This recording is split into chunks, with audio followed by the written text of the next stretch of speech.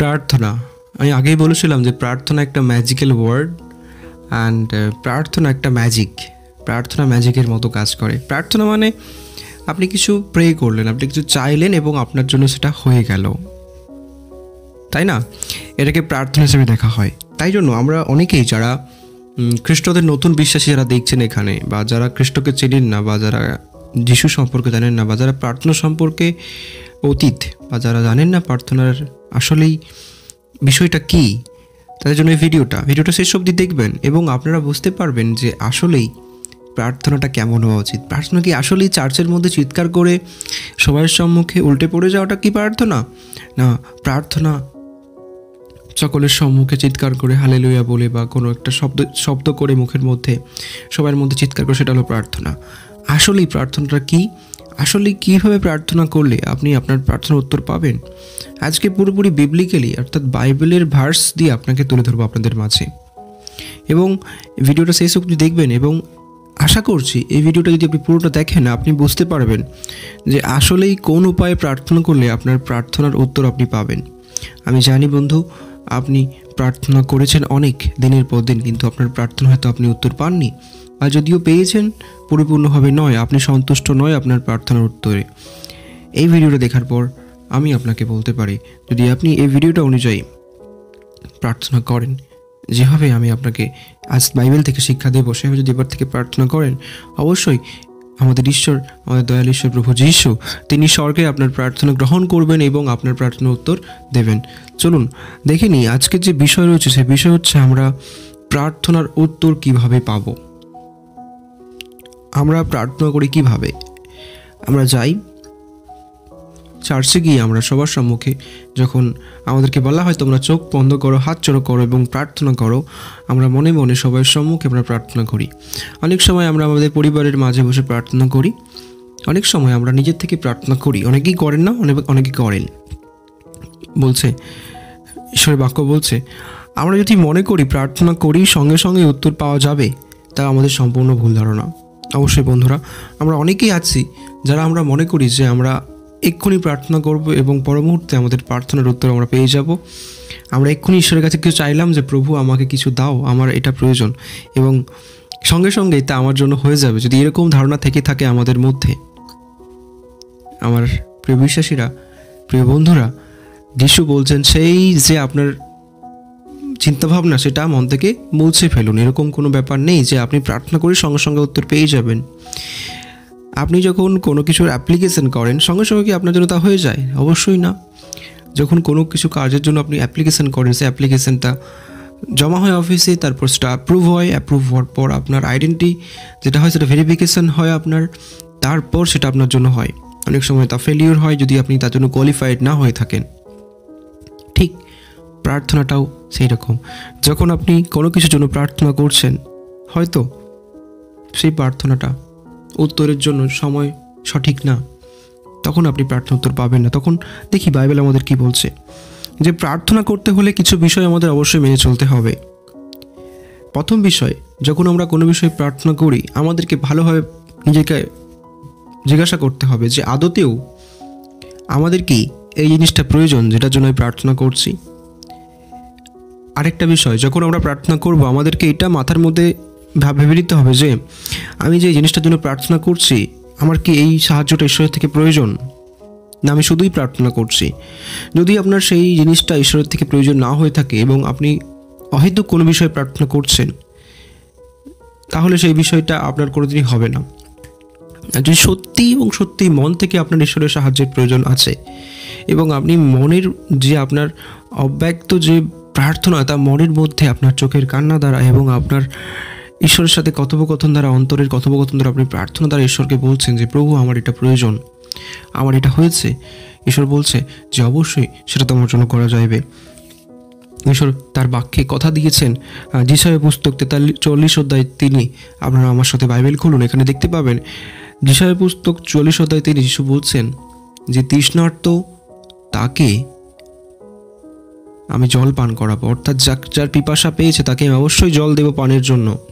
এবং যে ভূমি শুকিয়ে গেছে, সেই ভূমিতে ঈশ্বর অবশ্যই বৃষ্টি বর্ষাইবেন, জল বর্ষাইবেন। অর্থাৎ যদি আপনি প্রকৃতভাবে তৃষ্ণার্ত হয়ে থাকেন, অবশ্যই আপনি জলের খোঁজ করবেন। একটা উদাহরণ দেখুন, যদি আপনি ভেবে দেখুন আপনি মরুভূমির মাঝে আটকে পড়েছেন এবং সত্যিই আপনি তৃষ্ণার্ত, আপনার সত্যিই জলের প্রয়োজন, সে সময় শুধুই জলের প্রয়োজন। আপনি খাদ্যের কথাও ভাবছেন না, আপনি অর্থের কথাও ভাবছেন না, আপনি মণিমাণিক্যের কথাও ভাবছেন না। আপনি মরুভূমির মাঝে আটকে পড়েছেন, সেই জায়গায় আপনার সব থেকে বেশি প্রয়োজন কি? জলের। একটু জল আপনার জীবনটাকে বাঁচিয়ে তুলবে, অর্থাৎ আপনার সেই সময় জলটাই জীবন হয়ে দাঁড়িয়েছে। ঠিক আপনি যে জিনিসটার জন্য প্রার্থনা করছেন, সেটা কি সেই রকম পরিস্থিতিতে আপনি পৌঁছে গেছেন যে জলের মতো আপনার প্রয়োজনই, যে আপনি সেইটা ছাড়া আপনার গোলা আটকে আপনি মারা যাবেন, মানে এরকম পরিস্থিতি? মানে কথাটা অনেকটা ফানি, বাট অ্যাকচুয়ালি এটা ফানি না। বন্ধুরা, আপনি কি সত্যি ঈশ্বরের কাছে সেই মরুভূমির ক্লান্ত পথিকের মতো প্রার্থনা করেন, প্রভু আমার সেই জলের প্রয়োজন, প্রভু আমার এটা প্রয়োজন, প্রভু আমার আশীর্বাদের প্রয়োজন, প্রভু আমার ক্ষমার প্রয়োজন, আমি তৃষ্ণার্ত, আমি শুষ্ক, আমার গলা শুকিয়ে গেছে, আমি আর পারবো না? আপনি কি সত্যিভাবে ঈশ্বরের কাছে প্রার্থনা করে থাকেন? ঈশ্বর বলছে, যদি আপনি এরকম প্রার্থনা করে থাকেন, অবশ্যই তিনি আপনার গলা ভিজিয়ে দেবেন, তিনি আপনার তৃষ্ণা মেটাবেন জল দ্বারা। অর্থাৎ যখন আপনি প্রার্থনা করবেন, ঠিক ওই রকমভাবে একজন তৃষ্ণার্ত মানুষের মধ্যে, যে প্রভু আপনার প্রয়োজন এটা, সত্যি প্রভু আমি বিপদের মধ্যে রয়েছে, তুমি আমাকে বাঁচাও। যদি ঈশ্বর দেখিতে পায় যে সত্যি তুমি নিরাশ, তোমার মনে আর কোনো আশা নেই, কোনো পথ নেই, একদম সব পথ বন্ধ, তুমি সত্যি ঈশ্বরের চরণে সমস্ত পরিপূর্ণটাকে সঁপে দিয়েছো 100%। আমি কি বললাম? সেই মরুভূমিতে সেই ক্লান্ত পথিক তার 100% চিন্তাভাবনা কোন দিকে, যে কিভাবে সে জলের খোঁজ পাবে, তাই না? আপনিও কি ঠিক সেইভাবেই মরুভূমির ক্লান্ত পথিকের মতো 100% চিন্তাভাবনা ঈশ্বরের উপর রেখেছেন? 100% মনের সমস্ত চাওয়া পাওয়া কি ঈশ্বরের উপর দিয়েছেন, যে 100% মন থেকে আপনি চেয়েছেন ঈশ্বরকে? যদি চেয়ে থাকেন, ঈশ্বর আপনার প্রার্থনা অবশ্যই শুনবেন। ঈশ্বর তার বাক্যের মধ্যে বলেছেন। বন্ধুরা, এটা শুনতে অনেকটা সহজ লাগে, সত্যি কথা বলতে, যখন আমরা বলি যে হ্যাঁ আমি 100% আমার ঈশ্বরকে আমি দিয়েছি, এটা শুনতে অনেকটাই সহজ লাগে, কিন্তু আসলে এটা সহজ নয়। আমরা কোনোদিনই মন থেকে 100% আমাদের ঈশ্বরকে চাইতে পারি না। কোথাও না কোথাও আমাদের একটু ডাউট রয়েই যায়, কোথাও না কোথাও আমরা মনে মনে প্রার্থনার পরও চিন্তা করি যে হবে তো, এটা আমাকে ঈশ্বর দেবেন তো। এই যে মনে মনে আমাদের চিন্তা ভাবনাটা রয়ে যায় যে না হবে না, বা ডাউট, এর ফলেই আমরা আমাদের প্রার্থনার উত্তর পাই না। এই জন্য বলছি 100% মন থেকে চান ঈশ্বরকে, যতটা পরিমাণ মনের মধ্যে আপনার চাওয়া পাওয়া আছে, যে হ্যাঁ আমি 100% মন থেকে বিশ্বাস করি যে ঈশ্বর আমাকে এটা দেবেন, অবশ্যই আপনার জন্য তা করা যাইবে। এখানে বলছে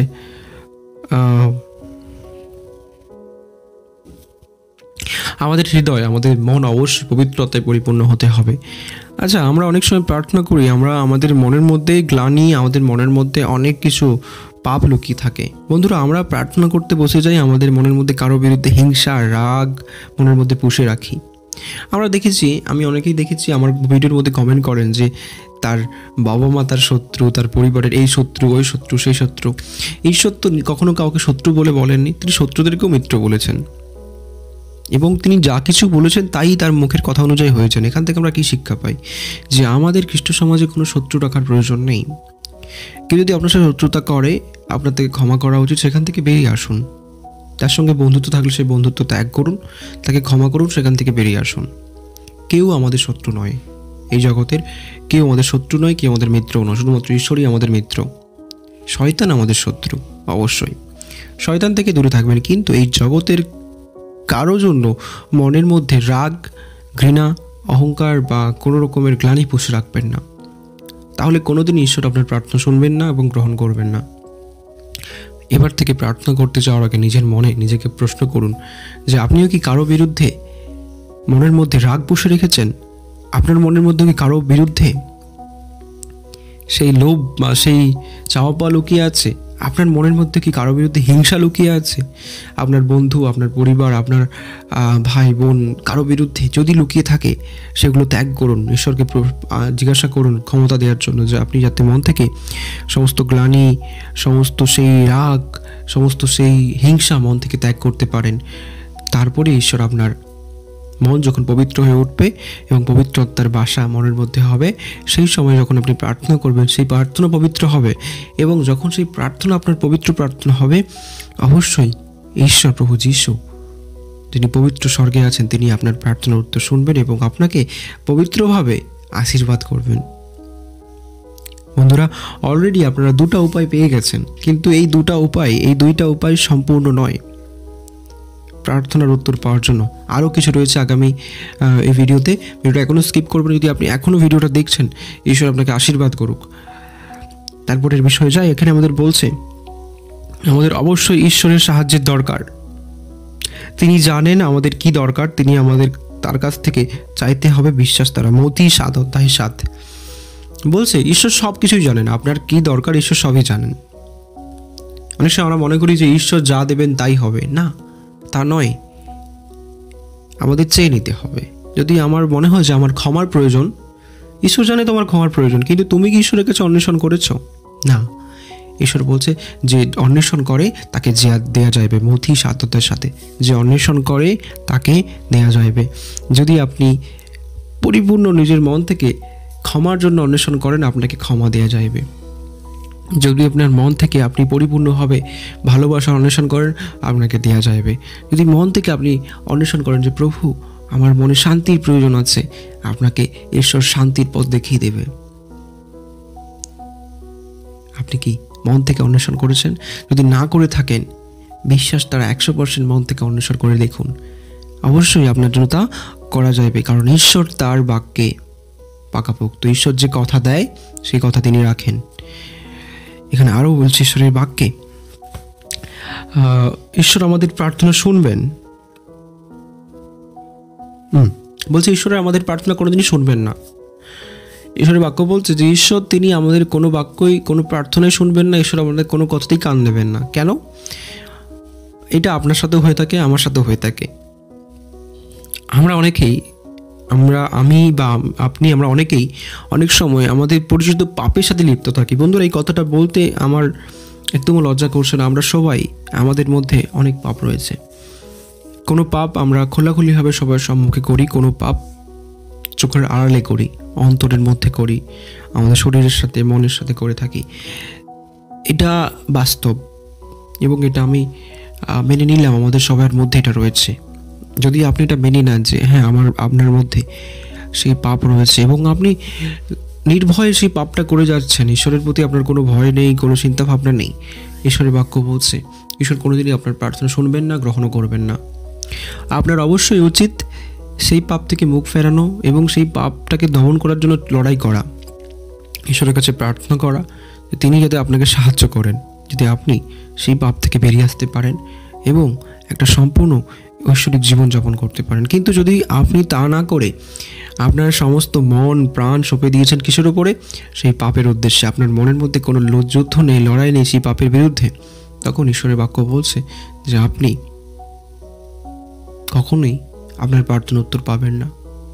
আপনাকে অবশ্যই আপনার সমস্ত পথ সকল শুদ্ধ করতে হবে, পবিত্র করতে হবে এবং অবশ্যই প্রার্থনা দ্বারা নিজেকে পবিত্র করতে হবে। তবেই না আপনি আমার মুখ থেকে যা কিছু প্রার্থনা তা পবিত্র হবে। যদি আমাদের মনের মধ্যে সেই লোভ, ঘৃণা, পাপ এবং শয়তানের সমস্ত বাসায় ভরে থাকে, কি মনে হয় আমাদের প্রার্থনাগুলো পবিত্র হবে? না, কখনোই না। আমাদের প্রার্থনাগুলো নোংরা হয়ে উঠবে, অপবিত্র হয়ে উঠবে। বন্ধুরা, এখানে হিব্রু 11:6 বলছে যে আমরা যখন কোনো কিছু প্রার্থনা করব, আমাদেরকে অবশ্যই বিশ্বাস করতে হবে যে তা আমাদের জন্য করা যাইবে। আপনি কি বিশ্বাস করেন যে আমি আজ আমার পিতার কাছে আমি এটা চেয়েছি, আমি আমার পিতার কাছে ক্ষুদ্র একটা প্রার্থনা চেয়েছি, আমার পিতা তিনি অনেক অনেক অনেক অনেক অনেক মহান, তিনি আমার জন্য তা করবেন? আপনি কি বিশ্বাস করেন? না, আপনি করেন না। তাই জন্য আপনার প্রার্থনা আপনি উত্তর পান না। ঈশ্বর বলছে একটি বাচ্চা শিশু যেমন তার বাবার কাছে কোনো কিছু অন্বেষণ করে বিশ্বাস করে যে আমার বাবা তার কাছে সব আছে এবং আমার বাবা সব থেকে শক্তিমান, একটা ছোট্ট বাচ্চা মনে করে তার বাবা সব থেকে শক্তিমান। মনে করে দেখুন, যখন আমরা সবাই ছোটো ছিলাম, আমাদের যাতে বাবা এবং মা আছেন, তারা কি মনে করতাম? আমরা মনে করতাম যে আমার বাবা সবার থেকে বেশি বুদ্ধিমান এবং শক্তিমান, আমার বাবা আছে মানে আমার আর কোনো ভয় নেই। ঠিক এইভাবে যদি আপনি মনে করেন যে আমি হলাম ঈশ্বরের সন্তান এবং তিনি আমাকে ভালোবাসেন এবং আমি তার কাছে এটা চেয়েছি, অবশ্যই সেই ঈশ্বর আমাকে এটা দেবেন। সেই মুহূর্তে আপনার জন্য তা করা যাবে এবং তা দেয়া যাবে, আপনি যদি বিশ্বাসের সাথে সেই প্রার্থনা করে থাকেন। বন্ধুরা, এখানে বলছে ঈশ্বরকে আপনি বিশ্বাস ছাড়া ভালোবাসতে পারবেন না। হিব্রু 11:7। যদি বলেন হ্যাঁ আমি ঈশ্বরকে ভালোবাসি, কিন্তু যদি বলেন না আমার ঈশ্বরের প্রতি বিশ্বাস নেই, বলছেন হ্যাঁ আমি ঈশ্বরের প্রতি অপেক্ষায় আছি, ঈশ্বরের প্রার্থনা, ঈশ্বরের কাছে আমি রোজ প্রার্থনা করি, কিন্তু মনে মনে আপনার মনের মধ্যে ঈশ্বরের প্রতি বিশ্বাস নেই, আপনার বিশ্বাস ঠুনকো, আপনি অল্পতেই নড়ে বসেন, আপনাকে আমি কথা দিচ্ছি কোনোদিনই আপনার প্রার্থনার উত্তর আপনি পাবেন না, কোনোদিনই পাবেন না আপনার প্রার্থনার উত্তর। আপনি যদি প্রকৃতপক্ষে আপনি আপনার প্রার্থনার উত্তর পেতে চান, অবশ্যই ঈশ্বরের বাক্যের প্রতি বিশ্বাসীরা আপনাকে বিশ্বাসী হতে হবে।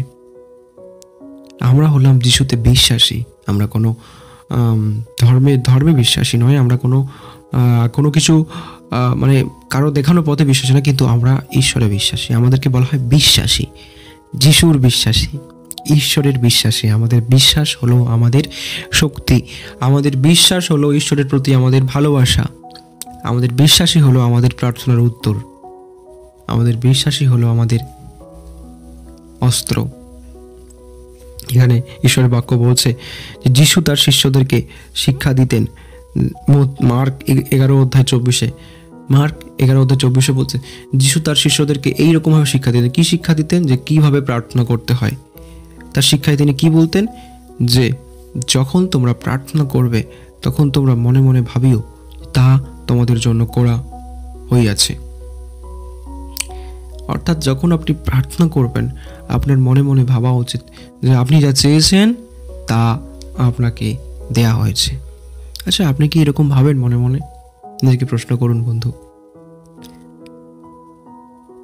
আমি মনে করি যে আমাদের ভাবা উচিত যে আমি যখন ঈশ্বরের কাছে কোনো কিছু চাইবো, আমাদের মনে মনে উচিত যে অবশ্যই আমার বাবা তা আমাকে দিয়েছেন এবং দেবেন।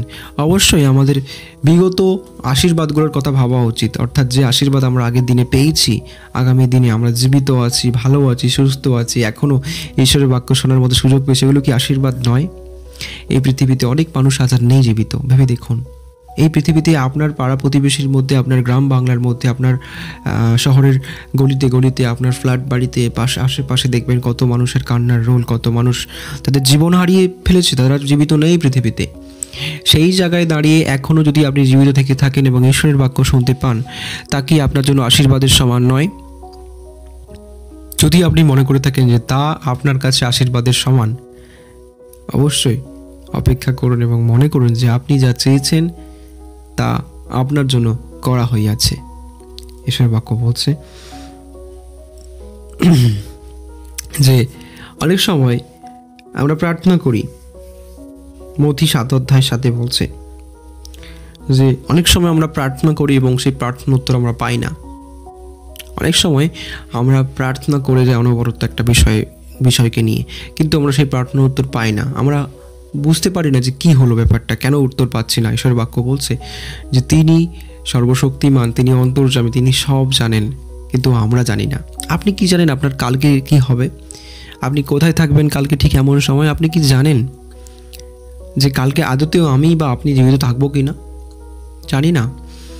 আজ যেই বিষয়টাকে নিয়ে আমরা প্রার্থনা করছি, যা ঈশ্বরের কাছে চাইছি, আমরা কাঁদছি, প্রভু আমাকে এটা দাও, তুমি আমাকে এইটা দাও, ওইটা দাও, সেটা দাও, একটা বিষয়কে নিয়ে আমরা কাঁদছি, দুঃখ করছি, কষ্ট করছি, ঈশ্বরের কাছে চোখের জল ফেলাচ্ছি। আমরা কি জানি যে সেই বিষয়টাই কালকে আমাদের পায়ের কাঁটা হয়ে দাঁড়াবে, সেই বিষয়টাই কালকে আমাদের জীবনের বাধা হয়ে দাঁড়াবে? আমরা জানি না, কিন্তু ঈশ্বর তিনি জানেন। অনেক সময় আমরা এই জগতের মোহমায়ার মধ্যে অন্ধ হয়ে যাই, আমরা ভবিষ্যৎ দেখতে পাই না, আমরা দেখতে পারি না যে সেইটা আমাদের ভবিষ্যতের জন্য কাল হয়ে দাঁড়াবে, কিন্তু ঈশ্বর তিনি জানেন, তিনি তার সন্তানের সবটুকু জানেন, সন্তানের ভালো কোনটা খারাপ সেটা জানেন। অনেক সময় আমরা অনেক কিছু ভুল প্রার্থনা করে থাকি এবং সেটা আমাদের জন্য ভালো নয়, কিন্তু ঈশ্বর তিনি কিন্তু ভুল কখনোই করতে পারেন না। আপনি ভেবে নেবেন না যে আপনি কোনো কিছু একটা ভুল জিনিস চাইলেন ঈশ্বরের থেকে এবং ঈশ্বর আপনাকে তা দিয়ে দেবেন, না, কখনোই না। যদি ঈশ্বরের প্রতি আপনার প্রকৃত বিশ্বাস এবং ভালোবাসা থেকে থাকে, অবশ্যই ঈশ্বর তার সন্তানদেরকে কোনোদিনই কোনো খারাপ জিনিস দেবেন না, কারণ ঈশ্বর কোনোদিনও ভুল করতে পারেন না। তিনি যখন আপনাকে আশীর্বাদ করবে তা পরিপূর্ণ এবং পবিত্র আশীর্বাদ আপনাকে দেবে। সেই আশীর্বাদ আপনার অবশ্যই কাজে লাগবে। আপনি ভেবে দেখুন, ঈশ্বর কি চান না যে আপনাকে এমন কিছু দিক যেটার ফলে আপনি এগিয়ে যান, আপনার জীবনে আরও ডেভেলপ করুন, উন্নতি হোক? ঈশ্বর চান আপনাকে দেওয়ার জন্য, কিন্তু আপনি কি প্রস্তুত? অনেক সময় আমরা প্রস্তুত হই না, অনেক সময় আমরা প্রস্তুত থাকি না আশীর্বাদ পাওয়ার জন্য। অনেক সময় আমাদের দেহ, মন, আমাদের ক্যারেক্টার, আমাদের চরিত্র সেই রকম শক্ত মজবুত হয় না কোনো কিছু আশীর্বাদ পাওয়ার জন্য, কিন্তু আমরা প্রার্থনা করে যাই, প্রভু আমাকে দাও, আমাকে দাও, আমাকে দাও। আপনি ঈশ্বরের থেকে চাইছেন আশীর্বাদ, আশীর্বাদের তো একটা বোঝা রয়েছে, সেই বোঝা নেওয়ার ক্ষমতা আপনার পায়ে নেই, আপনার শরীরে, আপনার মনে নেই, কিন্তু আপনি ঈশ্বরের সেই প্রার্থনা, তার আশীর্বাদ চেয়ে যাচ্ছেন। আগে নিজেকে শক্ত করুন, বিশ্বাসে, ভালোবাসায় মজবুত করুন, তারপর না আপনি আশীর্বাদের জন্য অন্বেষণ করবেন। এখানে ঈশ্বরের বাক্য বলছে যে ভয় পেও না, তাহাকে বিশ্বাস করো, বা যদিও বা তুমি তোমার প্রার্থনার উত্তর পাওনি, বিশ্বাস করো তার কথায়। বলছে যে তুমি ভয় পেও না, তাহাকে বিশ্বাস করো। যদি তোমার প্রার্থনা উত্তর তুমি নাও পেয়ে থাকো, তবুও তাহাকে বিশ্বাস করো, শেষ অবধি। কারণ আপনার জন্য ঈশ্বরের কোনো না কোনো একটা পরিকল্পনা রয়েছে। ঈশ্বর বলছে আমি প্রত্যেকের মাথার মধ্যে কতগুলো চুল রয়েছে সেইগুলোরও আমার সংখ্যা জানা আছে। এই পৃথিবীতে কতগুলো পাখি আকাশে রয়েছে, কতগুলো কীটপতঙ্গ, সেই সংখ্যাটা ঈশ্বরের জানা আছে। আপনার দুঃখের, কষ্টের কথা কি ঈশ্বরের জানা নেই? প্রশ্ন করে দেখুন। আপনার মাথার চুলের থেকে কি আপনার দুঃখ কষ্টটা বেশি ইম্পর্টেন্ট নয় ঈশ্বরের কাছে? অবশ্যই, তাই না? তাহলে কি তার কি জানা নেই যে আপনার কি চাই, আপনি কোন পরিস্থিতিতে আছেন? তিনি সবই জানেন, কিন্তু তিনি সময় মতো সব কিছু আমাদেরকে দেন। আজকের এই বিষয়ের কনক্লুশন এটাই যে প্রথমত বিশ্বাস করুন, দ্বিতীয়ত প্রার্থনা করুন পবিত্র আত্মা দ্বারা, তৃতীয়ত নিজের পাপ থেকে মুখ ফেরান। যদি কারো বিষয়ে আপনার মনের মধ্যে ঘৃণা, রাগ থেকে থাকে, সেগুলো ত্যাগ করুন, অন্যকে ভালোবাসুন, অন্যকে ক্ষমা করুন। চতুর্থ বিষয়, অপেক্ষা করুন। যদি কোনো প্রার্থনার উত্তর নাও পেয়ে থাকেন, অপেক্ষা করুন, ঈশ্বরের পথ ত্যাগ করবেন না। এই 5টা বিষয় আপনাকে মনে রাখতে হবে প্রার্থনার উত্তর পাওয়ার জন্য। বন্ধুরা, যদি ভিডিওটা আপনি এখনও শেষ পর্যন্ত দেখছেন, ঈশ্বর আপনাকে আশীর্বাদ করুক। এবং আমি বিশ্বাস করি যদি আপনি এই বিষয়গুলো মাথায় রেখে এগিয়ে যান নিজের পথে প্রার্থনা দ্বারা, ঈশ্বর আপনার প্রত্যেকটা কর্মক্ষেত্রে, আপনার পরিবারে, আপনার ঐশ্বরিক জীবনে আপনাকে সাহায্য করবে। আপনার প্রার্থনার উত্তর অবশ্যই আপনি পাবেন। বিশ্বাস করুন, ঈশ্বর আপনাকে ভালোবাসে। আমেন।